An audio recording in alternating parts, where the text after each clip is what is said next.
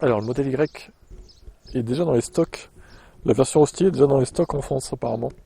Bon, après, je fais cette vidéo, il est peut-être déjà plus, hein, mais peut-être qu'il y en aura d'autres, du coup.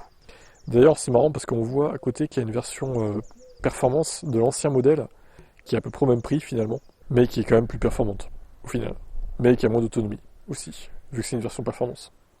Bon, je passe l'intro, nanana. Le modèle Y a vu ses premières livraisons débuter en janvier 2025 en Chine et en mars 2025 en Europe et aux US. Il y a certes eu un sursaut des immatriculations liées aux commandes enregistrées de longue date, mais depuis, les acheteurs se font discrets, si bien que l'inventaire de Tesla immédiatement disponible, que l'on réservait en grande partie aux soldes des anciennes modèles Y jusqu'à présent, voit déjà arriver la nouvelle version. Le drame est d'autant plus grand que sans promotion, cette modèle Y 2025 est déjà vendue le même prix que l'ancienne, laquelle profite actuellement de 4 000 € de remise ainsi qu'en France. Tesla propose une modèle Y d'autonomie propulsion dite véhicule de démonstration mais parfaitement neuve car en transit.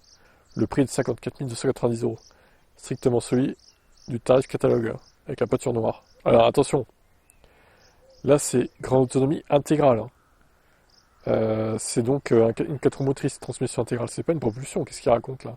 Preuve donc que cette finition relativement chère est peu demandée, à l'inverse des finitions autonomie propulsion et propulsion qui profitent du bonus écologique de 2000 €.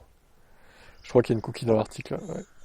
Ils voulaient dire transmission intégrale, mais ils ont dû se planter. Enfin, on constate que les stocks d'anciennes modèles Y ne se vident pas. Des très grosses promotions seront donc prochainement consenties, car les voitures qui dorment sur les parkings coûtent très cher en gardiennage, entretien et décote. Bah surtout, si elles sont des mois et des mois comme ça sur le parking, aux intempéries, et si la batterie n'est jamais rechargée, c'est pas terrible hein, pour la durée de vie de la batterie au final. C'est des voitures en stock comme ça, c'est jamais bon quoi. Faut que la batterie elle travaille au bout d'un moment, faut pas qu'elle reste comme ça à dormir des mois et des mois quoi, hein.